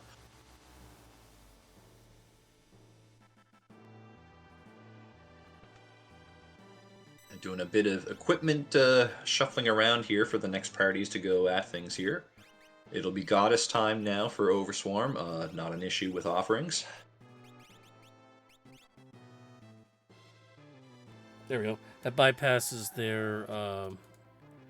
her Protect Me. Yes. Gao goes down, and again, I think Overswarm's trying to be a little too cute here. Goddess, I suppose Goddess could bust out just a random, yeah, have an Ultima, I don't like you, but sometimes you just gotta swing through your problems. And I think that Lullaby onto Gao is actually going to be a saving thing for Overswarm here, to stop him from trying to res the opposite party member and just get through on the damage. Yeah, absolutely. I think this is going to be a dead Goddess off this last swing here, and it is. Yes, it is. So that's a 1 statue lead for HunnyDoo.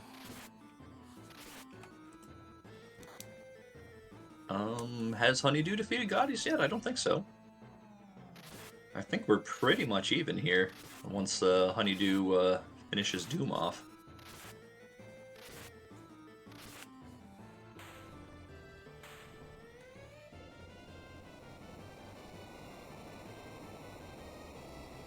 By the way, if HunnyDoo does win this matchup, Doomgaze will be moving on to the finals here.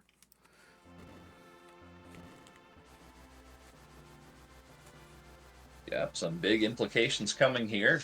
Both racers basically dead even, 1 statue and a final boss to go apiece. Who's going to come out on top? Stay glued to your seats, folks. We're in for a hell of a finish here, I think.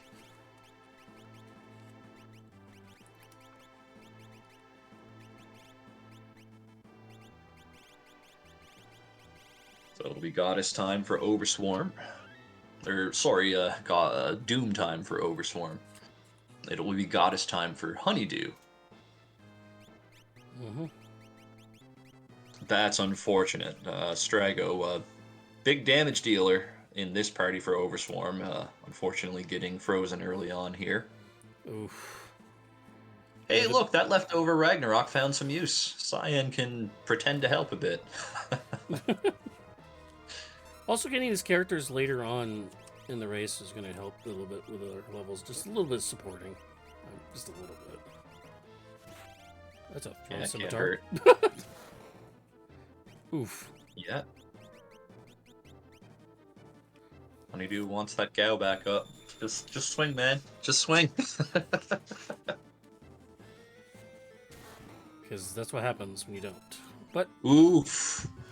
Well, I think Strago's got Valiant Knives, so that should be GG right there. oh, but no. Just swing. Oh no, Strago's got a Strago's got Ragnarok. Ragnarok. It's He's looking for Overswarm VK. Strago that has the Valiant Knives. My mistake. Okay, Oh, never he doesn't mind. have a VK in his inventory. No, but he's got throw. They'll be fine. Gao's got this. Oh, miss on that one. Woo! Got through it. Yep. Both final go down. statues going down pretty much in sync here. Oh my! Now again, it's all coming down to Kefka. Again, HunnyDoo's feed is about 10 seconds ish behind Overswarm, so just keep that in mind. Yeah, is it possible for you to get them synced up by their timers before we go into the final battles? I'd have to reset Honey's feed completely. Ah, yeah. Okay, we better not take that chance then. Let's see. HunnyDoo is 122, 130. So yeah, HunnyDoo is. I can tell you here in just a second.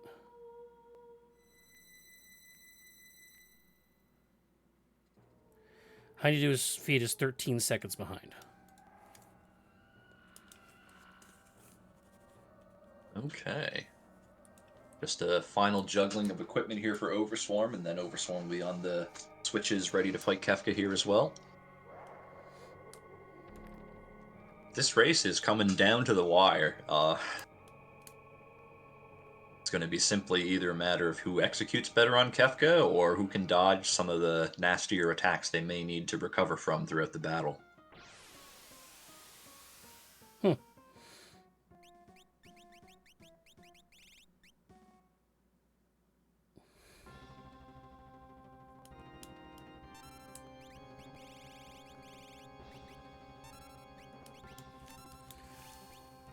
Battle begins for HunnyDoo. Going to toss out that X Zone right away. And it connects. So that is one part defeated already. And HunnyDoo is going to presumably lay off on the offering swings until the head is gone. Don't want to get hit with a quake here and be in a bad spot.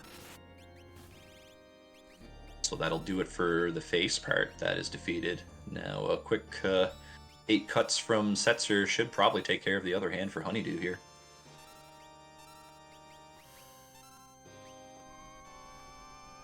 And HunnyDoo is going to put up a Phantom for safety in case of any physical counterattacks as this hand is defeated.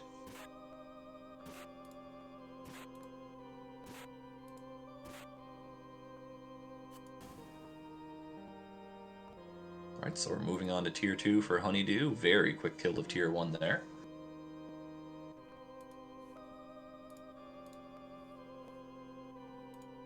Something that will help Overswarm here is that one of Overswarm's chosen 4 does have tools, so won't need to rely on the randomness of any X-Zone death spells, can just instantly use that air anchor and forget about the other hand.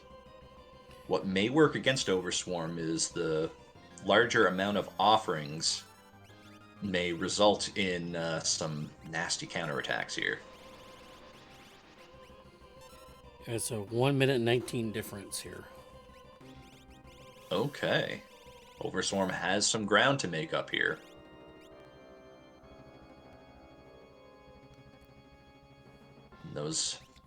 See those big, bad physical attacks from Tier 1. brutalizing Overswarm's party early on here. Again, lack of shield and no particularly good armor means that our physical defense is not great. Thankfully, in the final battle, that really only matters here in the first tier. Finally gets the X-Zone proc.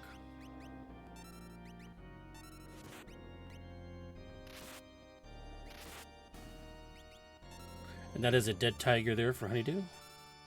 Yeah, just enormous damage from those dual Atma swings.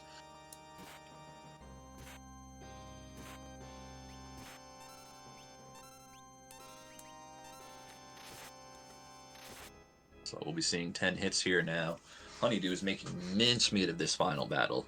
Overswarm's going to need a little help from the random number gods to catch up here now.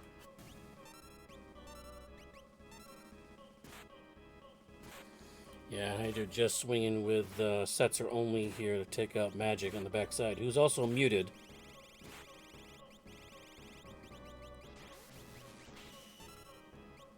You see a bit of a heads-up play there. HunnyDoo equipping that lone ice shield to one of his characters. Tier 3 can open with Merton, and that will definitely be a huge help if that does happen. So Tier 2 defeated for HunnyDoo, and Overswarm's going to get started on the same. Shadow's Air Anchor comes out, so that is the Magitech part of the boss defeated already.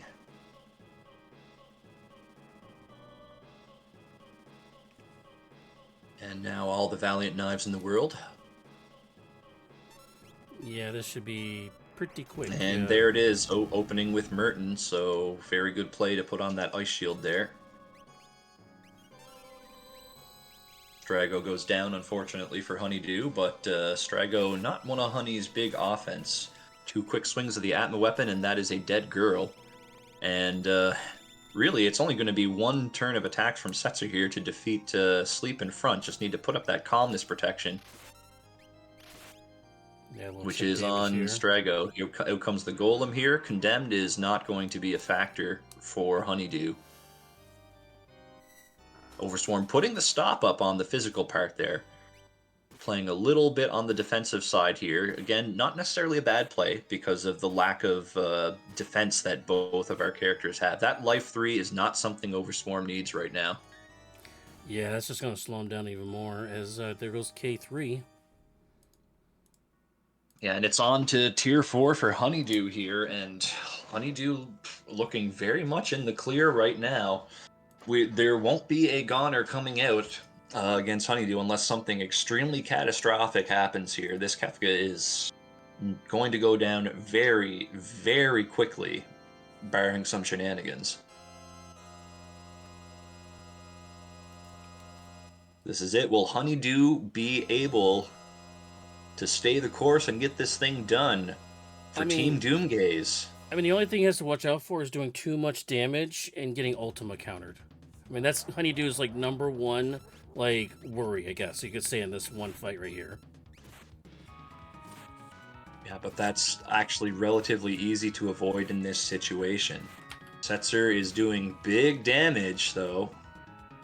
No counterattack. Next attack will defeat Kefka, and HunnyDoo's going to play it safe and go for another big swing from Setzer. I'm sure Celi's 2 Atmas would have done it, but this absolutely will defeat Kefka. Barring a Cosmic Ray interference, your winner tonight for Team GrandTrain and moving on to the final, HunnyDoo. With a very impressive comeback after some early setbacks.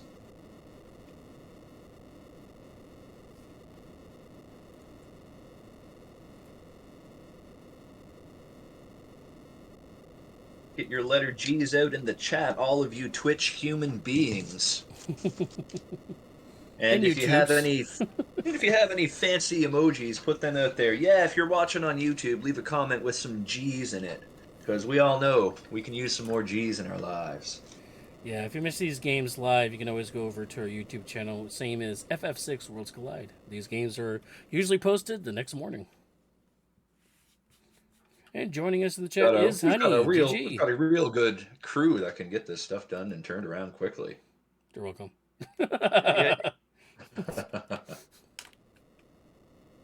Oh man, what a scary run.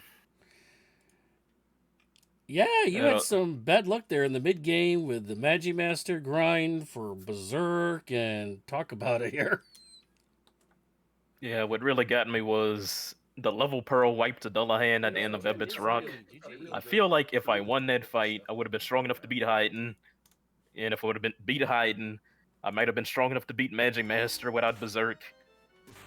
It's like that kind of unraveled a lot of things, losing that fight to level Pearl. But I think we were able to recover, okay? Just didn't go on tilt and kept trying new things till something worked. The second half of your race went extremely well for you.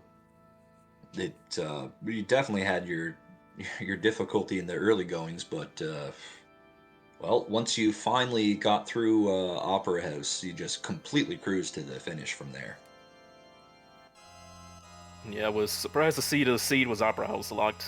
I thought for sure I really thought a character was gonna be on Gal. That's why I had to check like 11 out of 12 towns for the dried meat. I was like, this character is definitely on Gal. It was not. Yeah, Man, that was the longest dried meat hunt I went on in a while. I had to find it in World of Ruin, Ikea.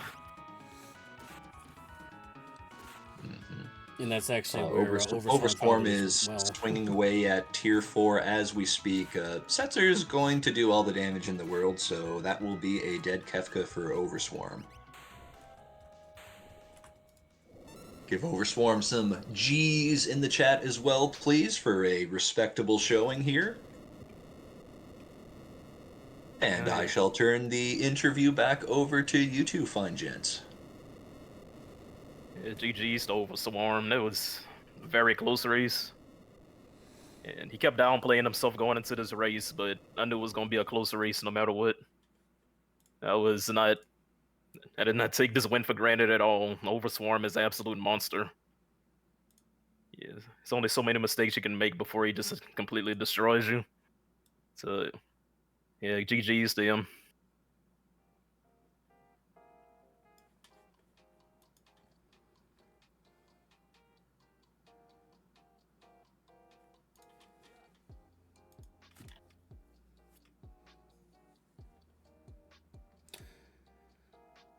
Yeah, definitely. And for the majority of that seed, you were like the whole, like you mentioned, the whole Delahan and the whole Magic Master having to grind like that. For most of the seed, you were like 2 Esters behind in that whole area there. But the whole like character fight and everything, that's kind of when you kind of started crawling back, and you actually passed Overswarm right at the French Vanilla Inferno there fight. That's actually the moment that you just passed them.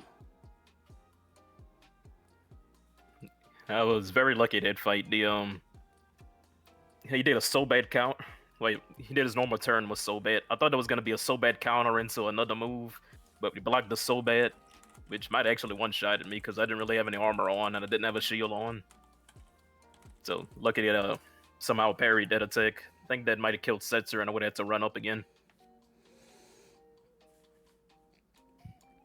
And joining us is the other side of the competition here with OS.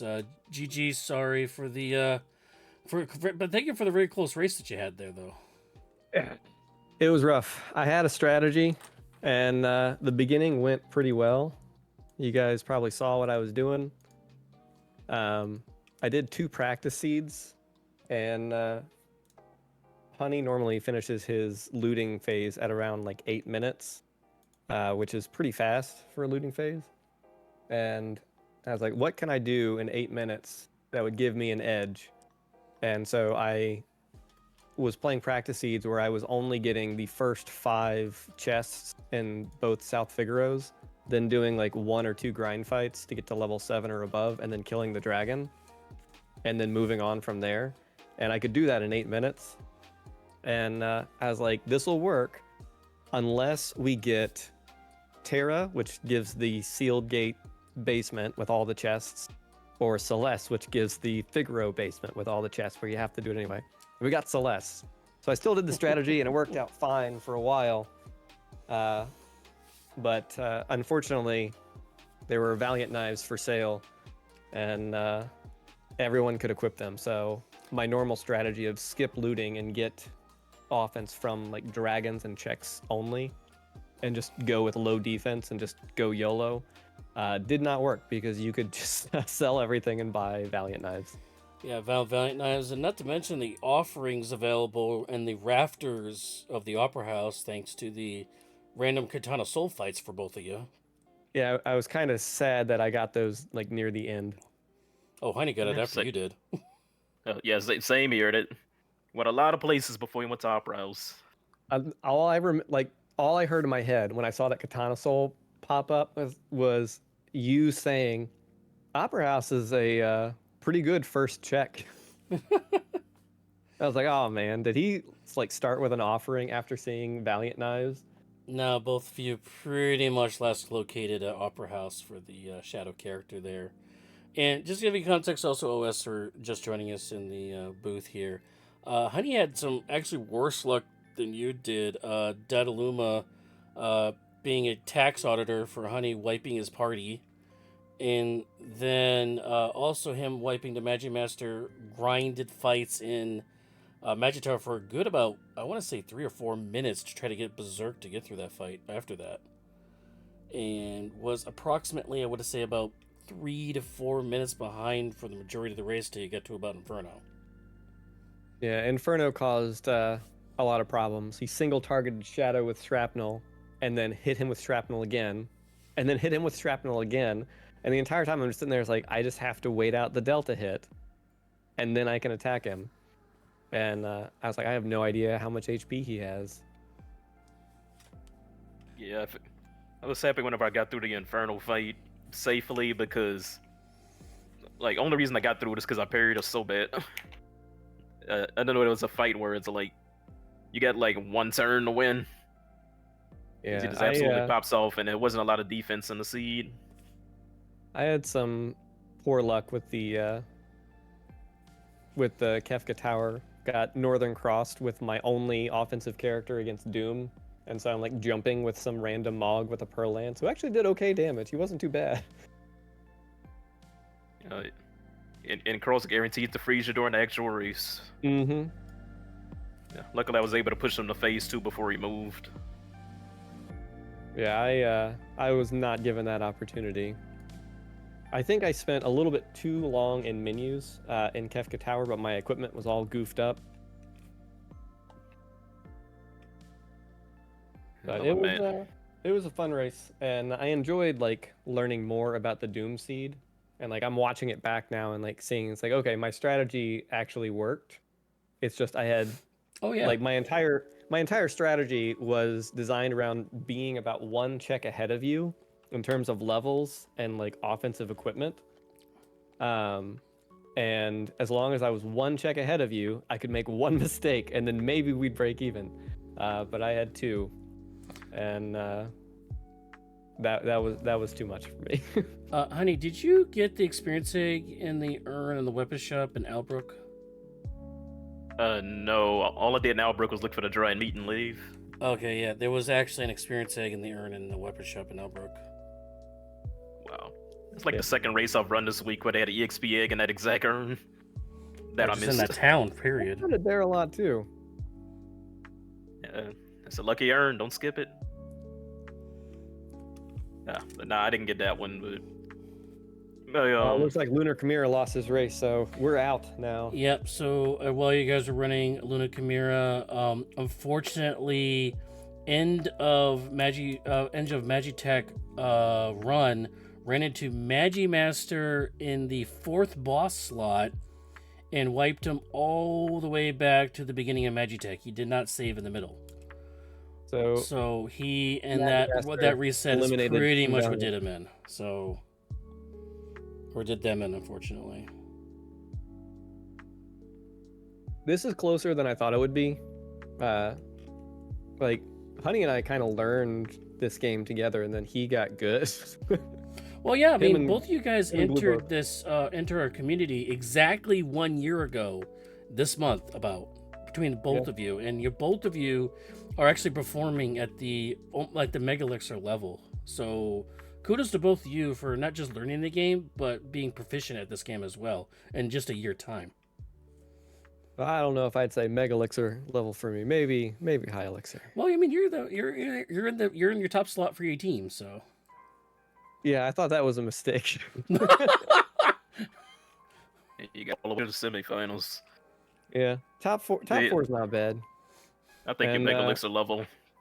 Hey, On you the, beat an 8 twice. You must be doing something right. Yeah, on the other side is Jackimus, is your team won? No, they have game 3. I want to pop that again there for you guys. All right, you guys win your game 3, so that way I can say, well, we beat that team, so we're gonna say we got third and an honorary second. That'll be my excuse. Yeah, again, that game 3, Fiery Blizzard versus Scarcerer, come back tomorrow night right here, FS6 Worlds Collide, 8 p.m., and that'll be the rubber match for that matchup.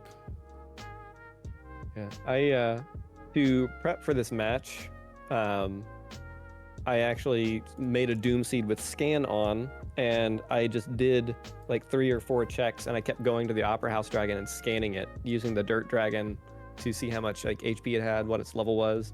It's basically like 1,000 HP additional like per check after one. I was like, you can do 1 check and then nothing changes. And if you get level 7 and you've got like a Pearl Rod, Ice Rod, any shield, or like GP Rain, anything like that, then you can actually beat the dragon and you can get your offense. You can go from there. And that's how I've been playing all of my seeds, including this one. And I normally don't check the weapon shops, and I'm glad I did this time. Yeah, you definitely had the level advantage for the majority of the early game. You had to claw and fight and do like Serpent Trench to try to bring you back into the fight, and you managed to come back from behind for this one. Yeah, I felt good about that Serpent Trench pivot to get myself back into it because that trench is very good. Yeah, that was a good you fight get the in there. Tyrannosaur fight? Yep. Yeah. I only got one of them. Tyrannosaur. Leafers. Had some Orogs, killed them before they could move. And exactly what I need to get back on track because I was like just running from boss to boss dying. You also had that bad luck by starting Burning House and getting those awful magic level fights for your early game. What was supposed to be your early game fights ended up being magics, and you couldn't get any experience off them. Yeah, I've seen better burning houses. Yeah, and I think that's what set you behind a little bit on your leveling there. So. Yeah, and that hiding fight was a disaster. Yep, that one too. We just kept zombieing, and the zombie kept targeting the party, and all the hiding knights were like 1 throw away from dying, and I couldn't get Gal back up the throw. It was a miss. In hindsight, I should have had like Setzer killing the hiding knights one at a time until I recovered. But hindsight. Right at the end, before I entered Kefka's tower, I had a decision of, do I check Mount Zozo? And I didn't. Like, as if it was a character, I got skip. I was like, that would be a time save. We can kill the dragon, get the auto haste, do the skip. And I didn't, and I'm checking it now. I want to see. Well, because that would have been almost exactly the difference. Run through there, let us know. I'm doing it right now. Do I still got I have to know. I still got it you. Was I'll a pop it back character. up. It was Terra. It was? It was. Oh wow, that's a big character. I was like, I know I'm behind at this point. After Magi Master, I was like, there's no way I could be ahead. Well, actually, no, you were probably gamble. Well, no, you and were then ahead. I started actually, to fly towards it. I was like, no, it's gonna be a Magicite or an item, and then I'm gonna be even farther behind. If I continue and he has trouble with a statue, then I could still win. I should have gambled. Well, actually, you guys were tied, and Honey actually did the Opera House Dragon while you went to KT, which ended up giving you a 90-second lead going into KT. So, yeah, I wish I had a little bit of a stronger fight, but I think my Kefka tower was pretty weak because I just had like, I think 1 X potion and 2 mega elixirs for healing, and so I wasn't attacking like full force with all of my like offering BK because I didn't want to inadvertently get counterattacked and die in phase 1.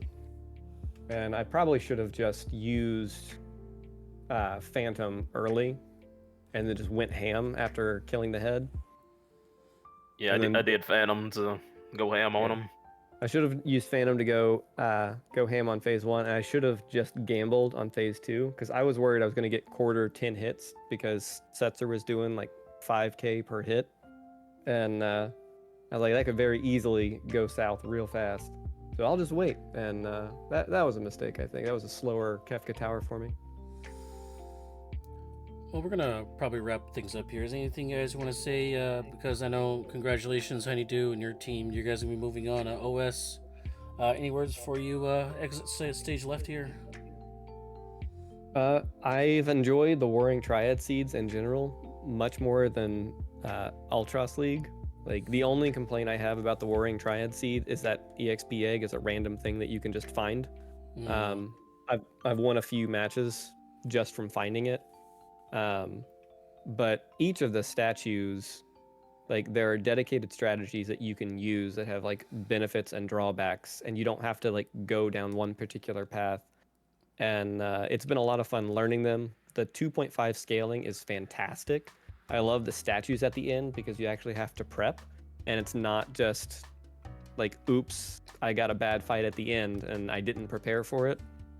It feels, I don't know, it feels more like a gauntlet at the end than just something you rush through and get unlucky sometimes. And I've been loving that quite a bit. So I hope people explore 2.5 scaling more, statues at the end. Also, the Alright. palette switches that were made were amazing. I like all of them. Yeah, the themed palette colors. That was good. And Honey, again, congratulations. Your team, Doomgaze is going to be moving on to the next round. You will face either Team Minerva or Team GrandTrain. Congratulations to you. Hey, thanks. It feels good to make it all the way to the finals. Just, huge shout outs to my team and huge shout outs to all of my opponents all the opponents that we played so far. Everybody put like a lot of time and effort into the tournament. It's been an amazing tournament. Yeah, looking forward to the finals, and best of luck to both of the teams fighting out for the spot tomorrow. I'll be watching. How many chests did you get, by the way? I'm curious. Let's see. 61. I had 63. Wow.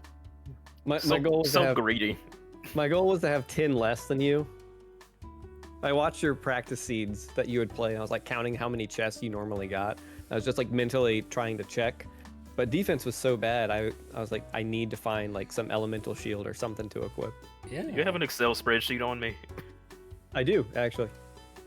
I'm not surprised. Yeah. Hey, Jack, anything else you want to mention? I know you like to give a shout out to your favorite teams for you. Let's go, Bruins! There it is.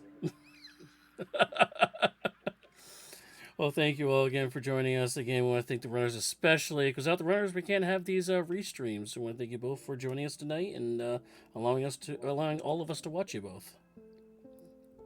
Yeah, thanks as always to all the volunteers. See you guys next week. See ya. All right, everybody's going to wrap it up here. I also want to give a shout out to Jaximus and Knuckly Kong with joining us in the booth for tracking and for doing the commentary. Want to again remind everybody again, tomorrow, Fiery Blizzard versus Scarcerher, Game 3. Team Minerva versus Team GrandTrain. Jaximus, that's your guys. I know you're going to be invested in this one. Oh, absolutely. I'll be tuning in for sure after Smash TV tomorrow. That's true. Oh, plug that again. Yeah, Super Smash TV, the 8th annual easy difficulty tournament is beginning right now. Most of the matches will be broadcast on the GG Speedruns channel. If you're a fan of classic arena shooters and quick runs, they're usually about 6-7 minutes long. Feel free to tune in. We got a quintuple header tomorrow night. I believe it starts around 5 Eastern. Yeah, that will definitely, you could definitely fit that in right before this match. So check that out, guys. Peace and chicken grease. It will be chicken grease because that will be a spicy chicken flag set for Fiery Blizzard versus again, Fiery Blizzard 7-0 in this competition. So Scarcer is going to have a little bit of work cut out for them, and also two Final Fantasy IV speedrunners, I believe, too. So we'll see a little cool crossover action for them. Interesting. All right, once again, I'll wrap it up for all of us here. Thank you for watching Overswarm versus HunnyDoo. I am Saberwolf. Thank you again, Jaximus and Nuckley Kong, for joining me in the booth, and you all have a very good night.